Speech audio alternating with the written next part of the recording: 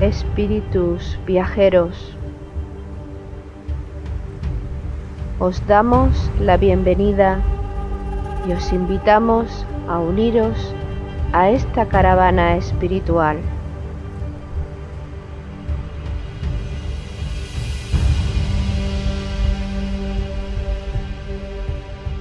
Recorreremos los áridos desiertos de nuestro egoísmo personal.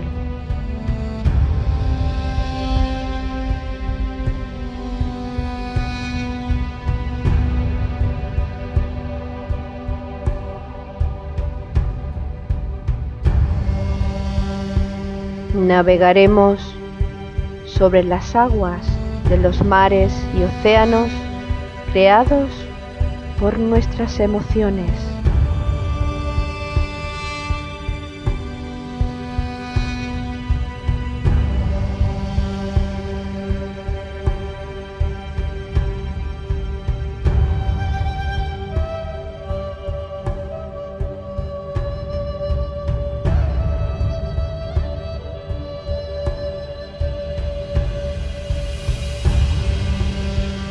Caminaremos por los fértiles valles de nuestro despertar espiritual.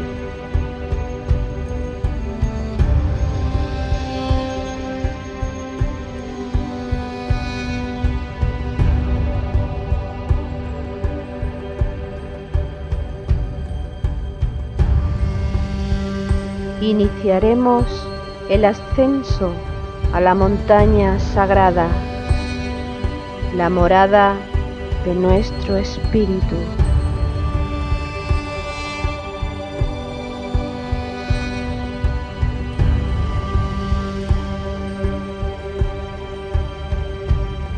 Espíritu viajero, si sientes la llamada de tu corazón deseoso, únete a nuestra caravana hacia Shambhala con alegría y gozo.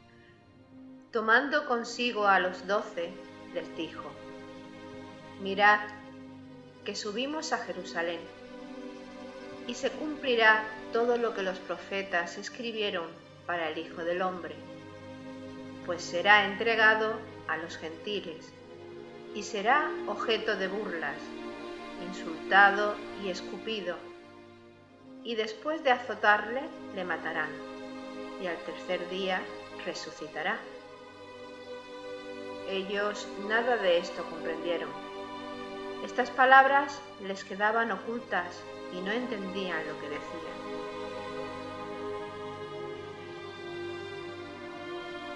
En los días previos a la Pascua judía, Jesús anuncia por tercera vez a los 12 discípulos los acontecimientos de su pasión, muerte y resurrección.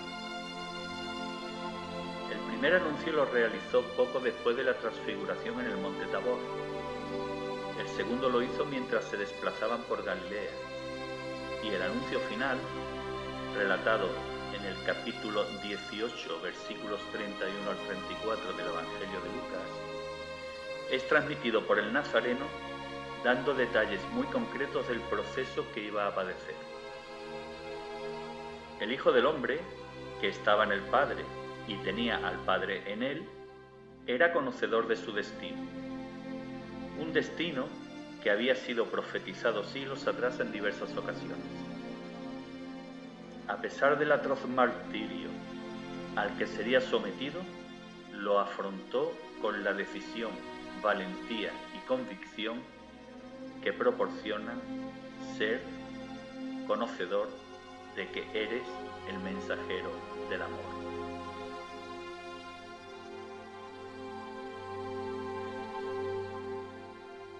espíritus viajeros, almas en evolución, queridos hermanos expedicionarios, queridas hermanas expedicionarias, os damos la bienvenida y os invitamos a que nos acompañéis en esta 17ª jornada de nuestra caravana espiritual hacia Shambhala. Organizan la caravana Paco Ortiz y Loli Bermúdez.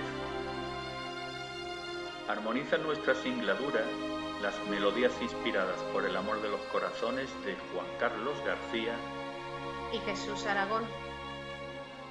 Nos acompañan en este caminar numerosos grupos ya y peregrinos, compañeros, hermanos y por supuesto el amor a la humanidad y el sentimiento de servicio que alimentan la fidelidad hacia la caravana de Jesús Jurado y Ana Castro. Saludos, queridos hermanos. Hola, buenas tardes y esperemos que esta caravana surta los efectos que debe surtir. Muy buenas y muchas gracias por compartir una nueva experiencia. Una experiencia que formará parte de, calculamos aproximadamente de 3 a 4 jornadas, en las que haremos referencia y analizaremos la última semana de vida del gran Nazareno, del gran Maestro. Es decir, iniciaremos el viaje de la Pascua judía que recorrió Jesús, comenzando con su entrada triunfal en Jerusalén y finalizando con todo el proceso trágico de su captura, martirio y muerte, y la gloria, la loa del Espíritu de su triunfal resurrección. Analizaremos entonces, en primer lugar, en esta jornada, la etapa inicial de este viaje hacia la Pascua, que comenzó con la entrada triunfal del Maestro en Jerusalén. Una entrada triunfal que fue profetizada aproximadamente 550 años antes de que ocurriese por el profeta Zacarías en su capítulo 9, versículos 9 al 10.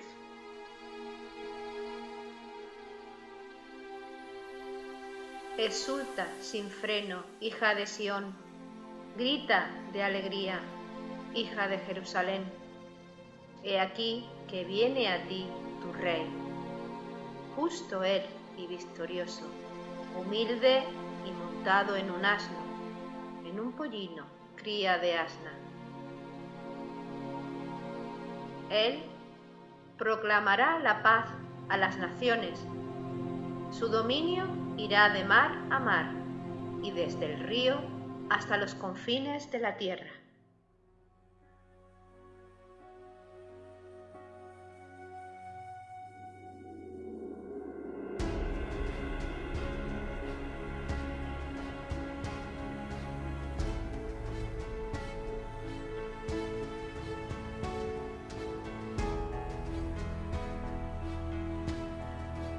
Esto fue profetizado por Zacarías y Juan lo narra en tiempo presente, aproximadamente 550 años después, en su capítulo 12, versículos 14 al 15. Jesús, habiendo encontrado un borriquillo, se montó en él, según está escrito: No temas, hija de Sión, mira que viene tu rey montado en un pollino de asna. Y Lucas, en su capítulo 19, versículos 28 al 30, incide algo más en los aspectos de esta entrada del Nazareno en Jerusalén. Marchaba adelante subiendo a Jerusalén, y sucedió que al aproximarse a Betfagé y Betania, al pie del monte llamado de los Olivos, envió a 2 de sus discípulos diciendo: Id al pueblo que está enfrente, y entrando en él encontraréis un pollino atado, sobre el que no ha montado todavía ningún hombre. Desatadlo y traedlo. Pues bien, Jesús y Ana, estos son los antecedentes de la entrada triunfal del Nazareno, de Jesús Cristo a Jerusalén, y que comienzan precisamente con algo a lo que hemos hecho referencia en programas anteriores, en diferentes circunstancias, evidentemente. El hecho de que haya una persona, un profeta, que se adelante a su tiempo y vea en su mente y sea conocedor de acontecimientos futuros que describe con todo detalle, como se desprende de la lectura que hemos hecho de Zacarías, en la que ya avisaba de cómo sería la entrada triunfal de Jesús en Jerusalén. En realidad se utiliza la energía sagitariana para obtener el don de la profecía, el don de la meta cumplida, la llegada de los tiempos nuevos, el cambio de eras. Se estaba anunciando la llegada de la era de Acuario. Curiosamente, estos acontecimientos tuvieron lugar al principio, finales de la era de Aries, inicios de la era de Piscis. Es curioso cómo la historia de la humanidad va profetizándose era tras era y las metas que se pretenden alcanzar duran todo un ciclo de constelación.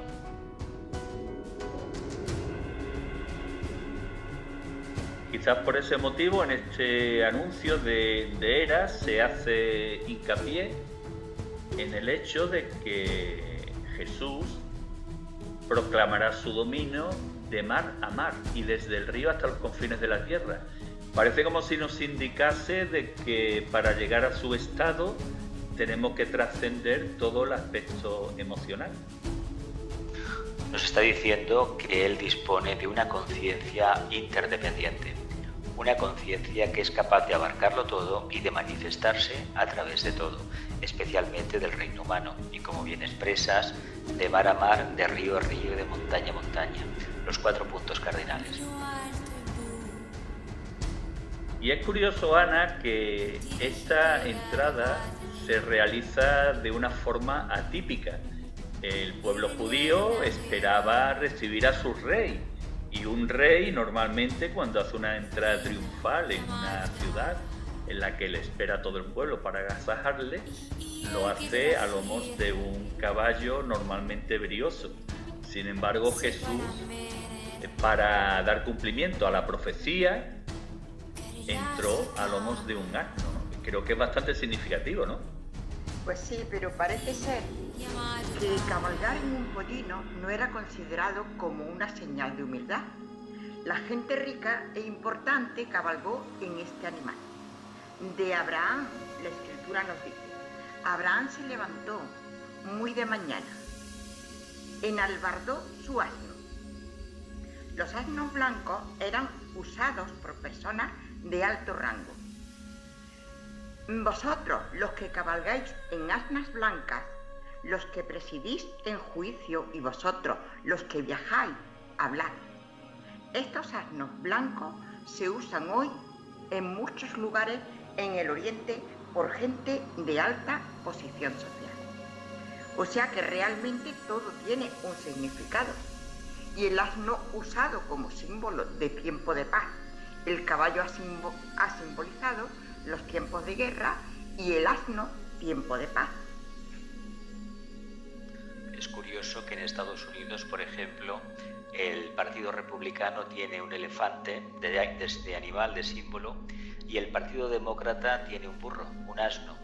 Y es curioso que este animal ha acompañado la historia de la evolución, un animal de carga, de una gran humildad, y que, por ejemplo, el pueblo gitano durante muchísimo tiempo lo consideró no como un animal de carga, sino como uno más de la familia. Y la entrada en asno en la ciudad, en el templo, aparece como perfectamente preparada por Jesús. Solo Él tiene las claves de su significado. Sus discípulos que se adelantan a por el animal no conocen las claves profundas de lo que va a acontecer. De su significado ritual, Jesús ha preparado su entrada de acuerdo con la tradición. Su proceder es el de un arquitecto con conciencia mesiánica. O sea que el significado del asno es un significado profundo y que seguramente ni siquiera alcanzamos a comprender ahora. E incluso en el caso del maestro, el significado se amplifica en el sentido de que el asno que elige no había sido montado todavía por ningún hombre. Claro. Nos habla de símbolo de pureza. No estaba tocado por el pensamiento concreto. Es un arquetipo evolutivo. Bueno, pues ya parece que hemos desgranado el primer aspecto de esta entrada. Prosigamos. El evangelista Juan, en el capítulo 12, versículos 13 al 14, narra cómo la muchedumbre se enteró de la llegada del Nazareno. Al día siguiente, al enterarse la numerosa muchedumbre que había llegado para la fiesta de que Jesús se dirigía a Jerusalén, tomaron ramas de palmera y salieron a su encuentro gritando: «Hosanna, bendito el que viene en nombre del Señor y el Rey de Israel». Es una lectura corta, pero que contiene muchos aspectos simbólicos que debemos de analizar. Sobre todo porque la intención que tratamos de seguir o de cumplir a lo largo de las jornadas de la caravana es hacer de este viaje iniciático de Jesús Cristo un viaje iniciático en cada uno de nosotros. Si os parece, podemos analizar estos aspectos de los que habla Juan. Habla de una muchedumbre. Esta muchedumbre, por supuesto, es el pueblo externo, el pueblo de Jerusalén, pero trasladado a nivel interior, ¿qué podría significar? Los ruidos de la personalidad, las apetencias, los deseos, las múltiples variedades de la sustancia pensante, todo eso que los humanos lo consideramos y lo tenemos por un bien precioso, en el fondo son un auténtico obstáculo para que el culto solar, el verdadero mensaje del Nazareno, se pueda establecer. Y yo creo que podríamos decir que la muchedumbre, la algarabía y la fiesta hace referencia, como ya hemos dicho, a la personalidad, sin lugar a dudas todavía no purificada, puesto que se manifiesta una alegría con vítores de entusiasmo que no se corresponden con las actitudes posteriores ante los sucesos de sufrimiento y pasión de Cristo, donde hasta sus discípulos le negaron, y quizás aquí también se nos está diciendo la gran pureza y valentía con que hemos de dotar a nuestra personalidad. Y para recibirlo eligieron una planta que simbólicamente parece que no se trata de una planta cualquiera. Hablamos de la palmera, de una planta solar. Es que la palmera no es un árbol. Son diferentes ramas, igual que la platanera, son diferentes ramas que van saliendo hacia arriba, van buscando la luz, van generando una antacarana, un camino de unión con el Padre. Por lo tanto, lo que vemos, a diferencia del árbol tradicional, es que son las ramas las que van formando el tronco. Y sabéis que llega un momento que la palmera se van secando las ramas y van cayendo. Lo que hacemos los humanos es ir quitándolas para que no haya ningún accidente, para ninguna cuestión estética. Pero la palmera va creciendo y a medida que crece va secando las ramas más viejas. Es otra manifestación más de la unidad que somos. Exacto. Qué interesante.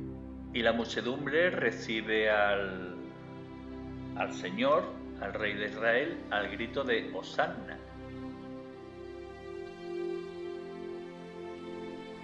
Pero como se ha visto, eran unos vítores efectivamente sin una personalidad purificada, porque al poco de tiempo, ante la pasión y sufrimiento de Cristo, hasta le negaron los propios apóstoles. Esto traducido al lenguaje interior, comenzando por esas tendencias de la personalidad, esa muchedumbre que tanto ruido nos provoca, sobre todo cuando tomamos conciencia, y que tantos quebraderos de cabeza nos da cuando, insisto, tenemos esa conciencia a donde queremos llegar. Precisamente esa muchedumbre es la que cuando llega el momento y reconoce el nacimiento de Cristo en nuestro interior, es la que al principio lo recibe con alegría, pero luego le da el carpetazo. Es que el tema está de que el discípulo tiene que reconocer, como pasa en el trabajo número 11 de Hércules, que no tiene derecho a ninguna recompensa material y que ha de vivir el proceso en completa soledad. Siempre el discípulo, el iniciado, se han de quedar solos, con su propia conciencia. Pues esa conciencia que tenía Cristo hizo posible que una vez recibido por la muchedumbre sintiese tristeza por Jerusalén. Y es narrado en el apartado del Evangelio de Lucas, capítulo 19, versículos 41 a 44, como el lamento por Jerusalén. Al ver la ciudad, lloró por su destrucción, diciendo: Te estrellarán contra el suelo, a ti y a tus hijos que están dentro de ti, y no dejarán en ti piedra sobre piedra, porque no has conocido el tiempo de tu visita.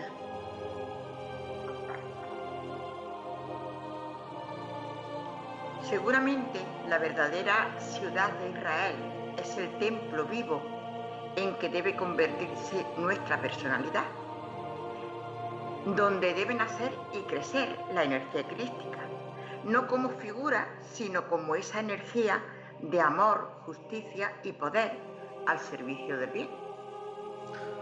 Jerusalén significa la ciudad de la paz, y por lo que sabemos esotéricamente, Palestina y concretamente la ciudad de Jerusalén es el plexo solar de la humanidad. Por lo tanto, el mensaje crístico tiene su profunda revelación y misterio en la propia Jerusalén. Ahí acontece la realización en el templo, el contacto con los maestros, con los rabinos mayores y muy especialmente todo el mito de la cuarta iniciación o la pasión y muerte y resurrección de Jesucristo. Y es porque la energía de la mente concreta, la energía kamamanásika propia de la personalidad anclada en el plexo solar, es decir, el mundo de las aspiraciones y de los deseos banales o personales, debe transmutarse en sustancia crística. Él, el Nazareno, el gran maestro, nos enseñó el camino. A través de la devoción, a través de la aspiración, llegaremos al centro cardíaco. Si Jerusalén es la ciudad santa que está en nuestro interior, se podría establecer una diferenciación clara en qué tipo de Jerusalén tenemos. Es decir, hablaríamos de una Jerusalén profana, que posiblemente a la que Jesús haga referencia, esa que tiene que ser destruida, y una vez destruida la ciudad antigua de Jerusalén en nuestro interior, tendrá que nacer en nosotros la nueva Jerusalén, de la que hablan todas las religiones en su lenguaje. Claro, yo creo que es efectivamente la personalidad, que hay que purificarla, que hay que sutilizarla para hacer de ella ese templo vivo. Por eso explica que el templo se había convertido en un nido de mercaderes. Es bien cierto que para hacer las ofrendas del templo se debían comprar con la propia moneda que los sacerdotes, el Sanedrín, acuñaba. De ahí los beneficios del templo de Jerusalén. Todas las ofrendas de las provincias debían hacerse en esa moneda. Por lo tanto, aquello se había convertido en una casa de moneda de intercambio. Y esa es la crítica que el maestro hace de esa actividad que se hacía precisamente en el templo. Crítica que explica con mucha claridad el evangelista Lucas en el capítulo 19, versículos 45-46. Entrando en el templo, comenzó a echar fuera a los que vendían, diciéndoles: Está escrito, mi casa será casa de oración, pero vosotros la habéis hecho una cueva de bandidos. Esta expulsión se produce en la semana de la Pascua, Pero previamente, poco después de las bodas de Caná, el evangelista Juan explica en su capítulo 2, versículos 13 al 16, que Jesús ya arrojó y expulsó a los mercaderes del templo con un látigo de cuerdas. Esto debe de ser simbólico, porque yo no veo a Jesús haciendo un látigo con cuerdas para expulsar allí a los mercaderes, ¿no? Sí, pero tuvo que... A ver, el sexto rayo, las energías de sexto rayo, de aspiración, de devoción, de idealismo, suelen tener personalidades con una voluntad de acero. El maestro, el que fue después maestro Jesús, que en aquel momento tenía una tercera iniciación, tenía una fortísima personalidad, tenía una determinación tremenda, aparte del amor que tenía.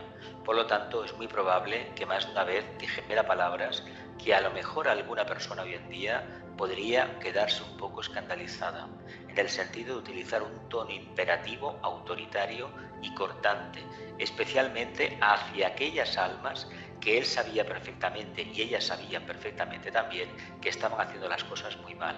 Hombre, convertir un templo en una casa de cambios, en un lugar donde se jugaba a las comisiones, se jugaba a sacar el porcentaje mayor, francamente no hay nada más lejos de la espiritualidad que esa actividad. Pero yo pese a eso también sí creo que efectivamente debía de ser algo simbólico, porque y además muy a tener en cuenta, porque no creo yo que Jesús cogiera ese látigo para echar a los mercaderes del templo, que el ejemplo que nos ha dado no es en absoluto el de la violencia, sino que se nos habla de otro, a lo mejor, sino en este pasaje se nos habla del Evangelio en que Jesús dice: dad al César lo que es del César y a Dios lo que es de Dios. Y que ser bueno y justo no significa no usar la voluntad para poner cada cosa en su sitio y sí posicionarnos en el punto de justicia. Al igual que cuando nos dice que pongamos la otra mejilla, que seguramente quiere decir que el dolor de un golpe debe o nos debe hacer fuertes para mantenernos firmes en el camino. A veces utilizamos la palabra de Dios para mercadear, para obtener ganancias de todo tipo, ganancias económicas, de poder, de posición en la sociedad, y con las cosas de Dios no se juega, y posiblemente era una forma simbólica la que Jesús tuvo de decirnos: cuando hay que ponerse firme, hay que ponerse firme. Y además creo que es sintomático el hecho de que Jesús haga énfasis en la expulsión de los mercaderes y no en la expulsión de los fariseos, con los que tantos enfrentamientos tuvo.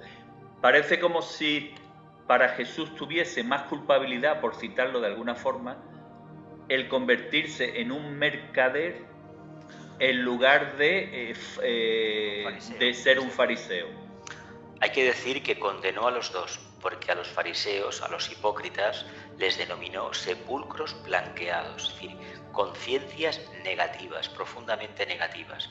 Se caracterizaban los fariseos por los golpes de pecho, es decir, hacían oraciones en público mirando a todo el mundo para ser observados, o daban limosna mirando a todo el mundo para ser observados. Claro, eso es una actitud profundamente egoísta, que corresponde a un tipo de conciencia que prácticamente es larvaria, es mínima. El otro tema, el tema de convertir un templo, imaginemos por un momento, vamos a trasladarlo literalmente la experiencia, hacemos una analogía a la vida actual. ¿Os imagináis una catedral, una mezquita, una sinagoga, una pagoda convertida en una oficina de cambio? Para hacer una ofrenda hay que cambiar tu divisa, euros, dólar, en otra moneda, para de esta forma halagar a los dioses determinados, etcétera, etcétera. ¿Qué nos parecería en estos tiempos esa traslación literal de ese mensaje? Literal digo, no simbólica, literal. Nos parecería una aberración, ¿verdad? Imaginaos que vamos a una catedral y nos obligan a cambiar una moneda diferente. Tenemos, vamos a ver, esto es un negocio. La espiritualidad no va precisamente por aquí. No es que el dinero sea perverso, no lo es espiritual, es el uso que se hace de él.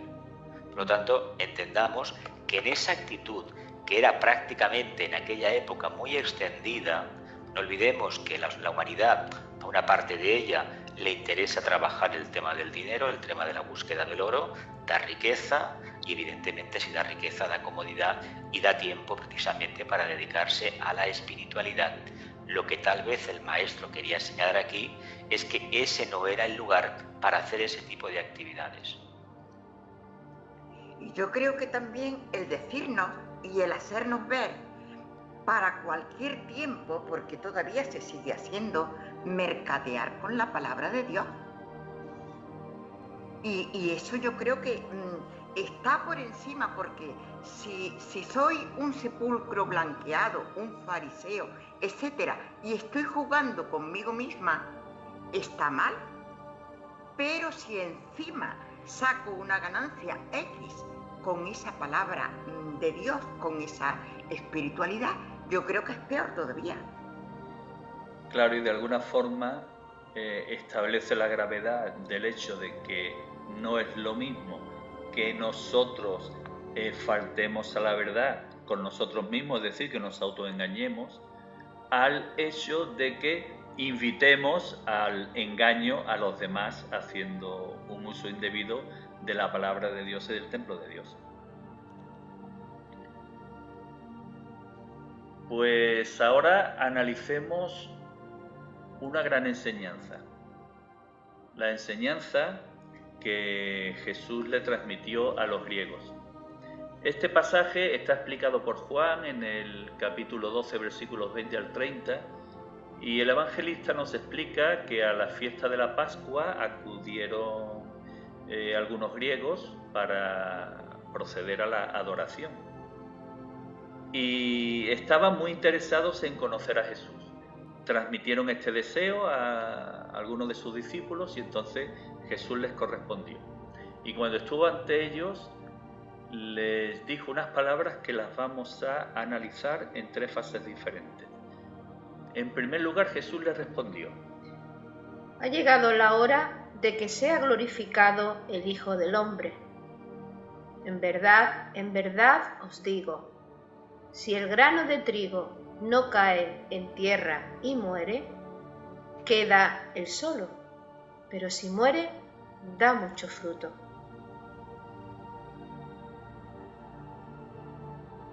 Es importante que esta enseñanza, en primer lugar, se la transmite a los griegos, como queriendo indicar a quienes ya están en posesión o encaminados hacia la sabiduría, y luego el hecho de que haga dos menciones. En primer lugar, que el Hijo del Hombre debe ser glorificado, lo cual debemos trasladar al ámbito interno.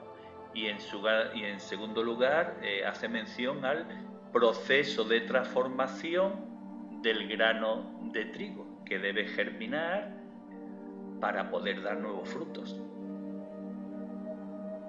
Claro, es lo mismo que nosotros tenemos que hacer en nuestro proceso evolutivo. Igual que el grano de trigo o cualquier otra semilla, para llegar a nacer, a dar tallos, hojas, frutos, etc., tiene antes que morir, tiene que llegar a la putrefacción. Exactamente igual. Así murió Jesús, para fructificar, para resucitar, para dar frutos. Y así nosotros tenemos también que llevar una vida en que efectivamente superemos multitud de pruebas, superemos esa soledad a la que hemos hecho antes referencia, y morir a todos los deseos y apetencias de nuestra personalidad para resurgir glorificado en el Espíritu. En realidad, estas cuatro palabras del Maestro nos hablan del mito del cristianismo, que es precisamente la resurrección, que está basado además en lo que en el hemisferio norte conocemos como nada más y nada menos el cero de Aries, el punto vernal, o es precisamente la primavera. En ese momento, este famoso equinoccio de primavera para el hemisferio norte es el momento en que la vegetación sale de sus profundas cenizas practica el mito del ave fénix y resucita y vuelve el camino de acercarse a la casa del Padre. Es decir, las plantas emiten precisamente esa nota vibratoria, se transforman en hojas, en flores y van recibiendo el mensaje del sol. Exactamente el mito de la cuarta iniciación es esto: acabar con una forma de evolución determinada y convertirnos ya en unos verdaderos hijos de Dios.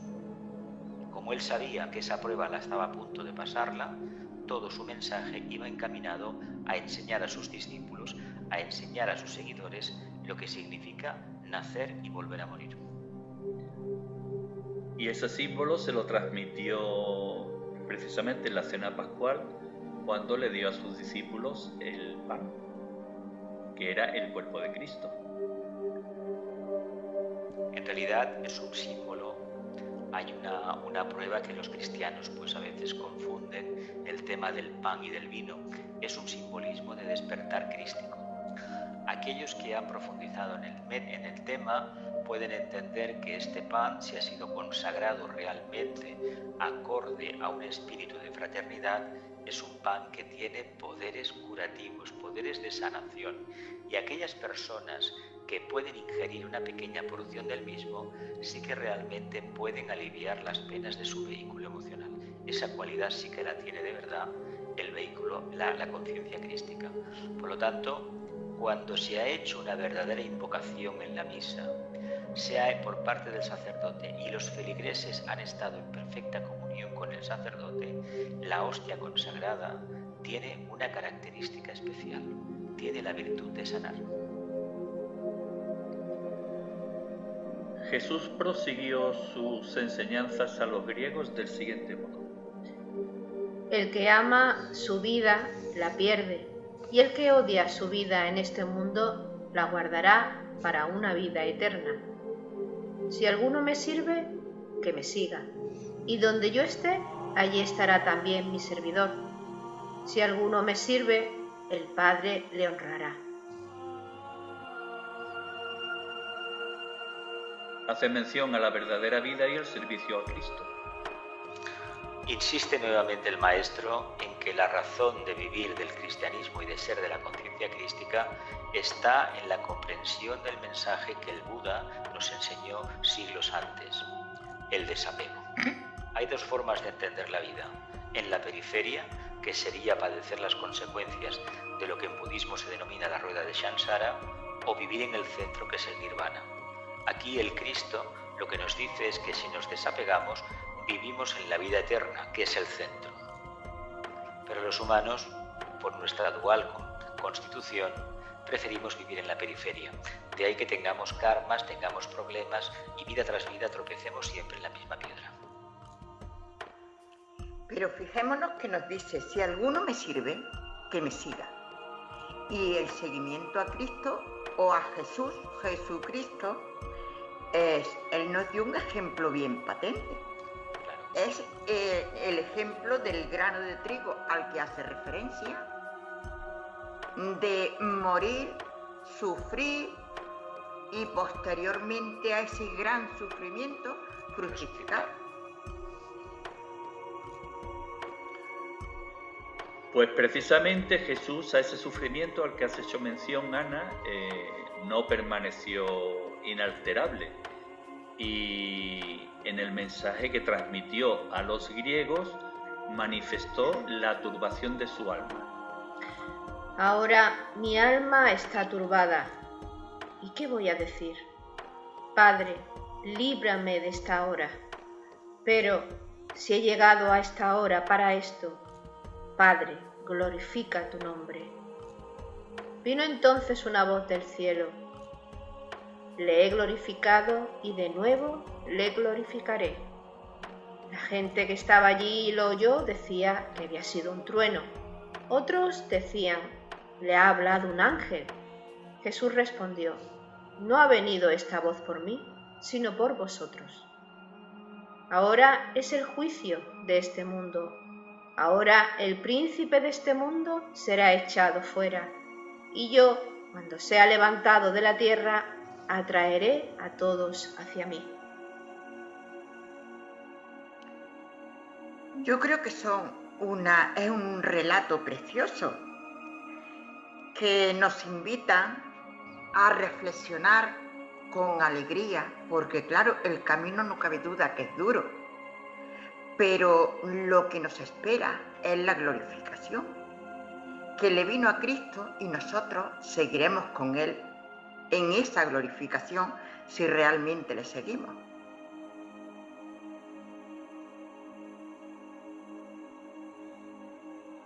Cuando habla que es la hora del juicio de este mundo, ¿se refiere a la humanidad como conjunto o también puede que se refiera a cada ser humano de modo individual? Se refiere a los dos aspectos. Lo que sucede, que hay que entenderlo esto, hay que pormenorizarlo. Cuando hablamos del juicio, es decir, de poner a prueba, de examinar una conciencia, nos estamos refiriendo a aquel tipo de conciencias que ciertamente han despuntado manifestando luz, amor y voluntad al bien. No todos los seres humanos están viviendo en estos momentos con esa característica. Por lo tanto, ese juicio no es exactamente para ellos. Pero como grupo la humanidad está recibiendo otra enseñanza, está recibiendo otro juicio. Se está poniendo en tela de juicio, por ejemplo, valga la redundancia, la forma que tenemos de trabajar en el mundo del deseo y muy especialmente la forma que tenemos de manifestar la conciencia en grupo. Somos todavía profundamente egoístas. Entonces lo que está previsto y lo que hemos ido viendo, que a medida que acaparamos, precisamente iremos perdiendo más. El ser humano ha de entender que todo lo que nos rodea no es nuestro, se nos ha prestado para ser utilizado, pero no lo podemos acaparar, debemos compartirlo. De ahí viene la raíz de las crisis económicas que desgraciadamente todavía no sabemos ver. Y para que el príncipe de este mundo sea echado fuera, tal y como decía el maestro, podemos utilizar y hacerlo con fervor, precisamente la petición de la gran invocación, cuando hace referencia a que desde el centro que llamamos la raza de los hombres, que se realice el plan de amor y de luz y selle la puerta donde se halla el mal. Evidentemente es un trabajo que solamente se puede realizar la humanidad. De ahí que una parte de ese juicio simbólico tenga que ser recibido y padecido y soportado y manifestado por la propia humanidad. Y aquellos que más han despertado tendrán el suyo particular. Yo creo que a través de los tiempos hemos estado bastante confundidos y hemos pensado, o por lo menos la mayoría de las religiones, y hemos confundido que llegar a la gloria y a la iluminación es como un favoritismo de Dios por esos hijos que, según se ha venido diciendo, es un elegido de Dios, pero el Padre no tiene favoritos ni elegidos, tiene hijos y todos son igual de queridos. Y Él precisamente, por ser igual de queridos, nos dio su gran ejemplo. Y nos dio el gran ejemplo de que, manifestándose como ese Hijo de Dios, que también somos nosotros, supo aceptar la voluntad de Dios, costándole tanto trabajo que dijo: si es posible que pase de mí este cáliz, pero no se haga mi voluntad sino la tuya. Y nosotros tenemos que seguir ese camino, afrontando y contrariando esos deseos, emociones, egoísmo, etcétera, etcétera, que tantas trabas nos ponen en el camino y tanto nos hacen retrasarnos para esa purificación de la personalidad que debe ser el templo divino. Es que el mensaje crístico son dos mensajes en uno. En lo que respecta al discípulo Jesús es la cuarta iniciación. Es el mito que se recoge en el signo de Piscis del retorno a la casa del Padre. Indica que una conciencia, una mónada, se ha liberado de la esclavitud de la materia, ha dejado de ser humana, ha llegado a la fase humana, la ha superado y prácticamente trabaja en una fase muy arquetípica, búdica. Ya no trabaja a través del aspecto manásico o aspecto mental divino, sino a través del aspecto conciencia de la mónada o átomo búdico permanente. Y por otro lado, la expresión de la conciencia crística se la debemos a ese maestro que se presentó a la prueba y que utilizó el cuerpo de Jesús. De ahí viene que a veces confundamos Jesús Cristo. Son dos entidades, pero para el ser humano lo que importa es manifestar las cualidades de la cuarta iniciación, porque ahí, en esa etapa crística, en esa etapa crítica de la evolución, podremos darnos cuenta del potencial que tiene el Padre y de lo que el Padre nos tiene preparados a todos. Hasta ese momento podemos especular mucho, pero siempre estaremos bajo la vivencia de una vida profundamente dual. Pues bien, para finalizar la jornada actual, haremos lectura de unas palabras del Maestro que hacen referencia a la ruina de Jerusalén y que, viendo lo que estamos viendo a diario y a medida que va pasando el tiempo, parece que cada vez cobran mayor actualidad. Las narra el evangelista Lucas en su capítulo 21, versículos 8 al 19. Él dijo: mirad, no os dejéis engañar, porque vendrán muchos usurpando mi nombre y diciendo: yo soy, y el tiempo está cerca. No les sigáis. Cuando oigáis hablar de guerras y revoluciones, no os aterréis, porque es necesario que sucedan primero estas cosas. Entonces les dijo: se levantarán nación contra nación y reino contra reino. Habrá grandes terremotos, peste y hambre en diversos lugares. Habrá cosas espantosas y grandes señales en el cielo. Las señales en el cielo no las he visto, pero las cosas espantosas a diario. Sí, y yo creo que esto es algo muy a tener en cuenta, que no nos dejemos engañar por nadie que nos diga yo soy, el fin está cerca. Alejemos de nuestra vida el miedo a las guerras ni a las hecatombes, porque todo esto es necesario. O sea, está dentro del plan de Dios. No porque Dios quiera que sucedan esas hecatombes y esas guerras, pero las provocamos nosotros. Y lo mismo que las provocamos, tenemos que destruir lo malo y negativo que hemos construido para que efectivamente llegue lo bueno, lo bello y lo verdadero. Realmente ya hay voces por ahí que están diciendo Cristo está ya aquí en la tierra, Cristo ha vuelto a encontrarse con la humanidad. Bueno, ¿por qué tenemos que estar apegados a eso?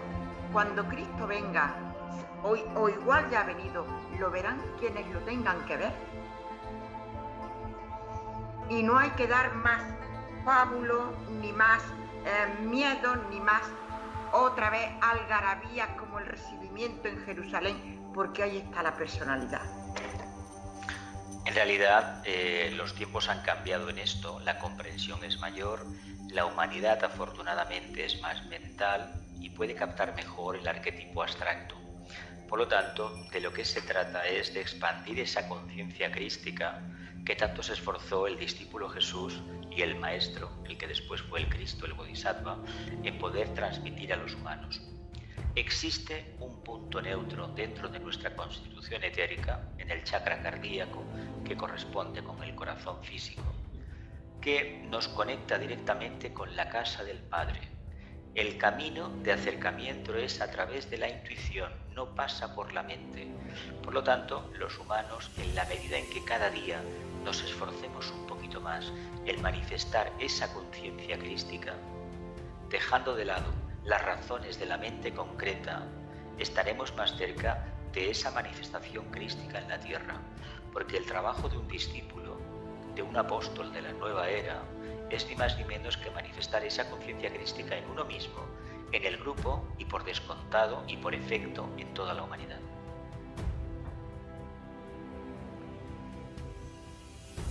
Queridos hermanos, queridas hermanas, al borde de este lago y al calor de este fuego que ya se han encargado algunos hermanos de alimentar, montaremos las tiendas de campaña y será el momento en el que, contemplando la puesta de sol, podamos realizar las últimas reflexiones.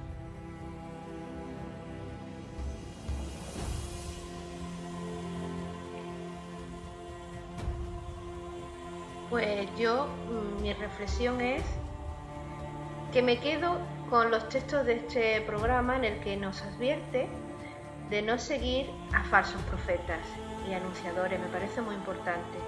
Y estoy segura que los tiempos de las señales, yo creo que ya son estos que estamos viviendo, ya cada cual con su trabajo interno y por ello con su apertura de conciencia. Ya irá descubriendo y se dará cuenta de esa venida crística anunciada. Así que después de mi reflexión, pues me voy a una de las carpas que ya están siendo montadas, a un grupito que veo donde reconozco pues a Ernesto, a Mari Carmen, a Asunción y Miguel, a María José, Fermina, a Ángela y a Francisla y muchísimos más amigos que están por allí. Me voy con ellos a saludarlos y a ver qué me cuentan. Me parece estupenda tu reflexión, Loli. Y yo me voy a quedar con algo importantísimo, que es que Cristo nazca y crezca en nuestros corazones, que seamos Cristo cada uno de nosotros, manifestándonos en la tierra desde el corazón, con la absoluta limpieza y pureza de corazón, porque Cristo no puede ser de otra manera, nada más que con pureza. Y con esa pureza, pues yo, fíjate, me voy a ir con toda la gente, con todos los compañeros de grupo, que seguramente que nos estarán esperando y que se alegrarán de que en esta caravana nos acordemos de ellos y que los invitemos a que una vez más participen de una manera o de otra, a lo mejor escuchándonos a través de internet, que es nuestra arma también para manifestar la luz de Cristo. La verdad es que hablar de la conciencia crística supone para este peregrino un auténtico honor. Realmente ha podido descubrir en los últimos años el potencial que tiene esta conciencia cuando se va manifestando, de transmutar todo aquello que parecía inviable, todo aquello que parecía insuperable y muy especialmente todo aquello que parecía en estos momentos, hoy por hoy, imposible de solucionar. He podido constatar que mediante la expresión de la conciencia crística, casi todo eso se ha disuelto y lo que ha quedado es una confianza muy grande, no tanto en la conciencia crística, sino en el Padre.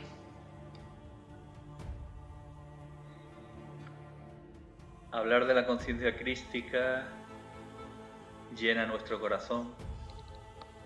Yo creo que cuando lo hacemos realmente nos sentimos felices y dichosos,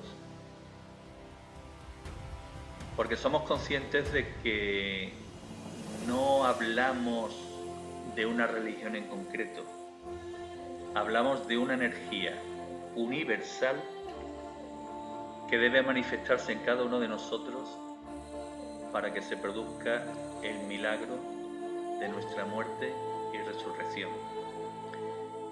Y ante el conocimiento de una labor de tantísima magnitud, ¿cómo no vamos a turbarnos? Si nos sentimos tremendamente inferiores cuando nos comparamos a él, al gran maestro.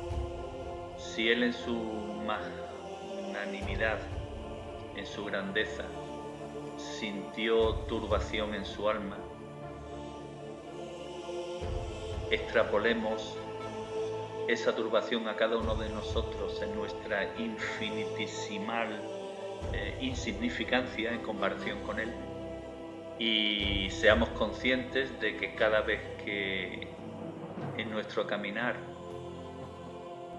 nos fijamos un reto de cambio, que será una piedrecita que ayudará a alcanzar la transfiguración, la creación de este cuerpo de luz en cada uno de nosotros, pues como digo, cada vez que tomamos conciencia de ello, nuestra alma se turba, porque toma conciencia de la dificultad del reto.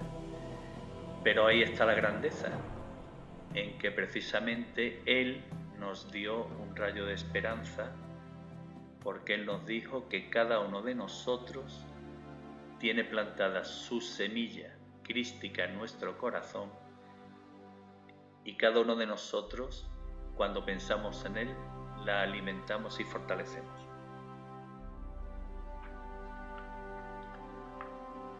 Hermanos expedicionarios, espíritus en evolución, tras la ruina de Jerusalén, debemos edificar en nuestro interior la nueva Jerusalén. Este proceso se realiza en diversas fases. La semilla crística debe ser sembrada en nosotros. Para que arraigue el suelo, ha debido ser fertilizado previamente. Necesita de alimento espiritual para su desarrollo. A medida que vaya creciendo, debe hacer frente a las malas hierbas y deshacerse de ellas.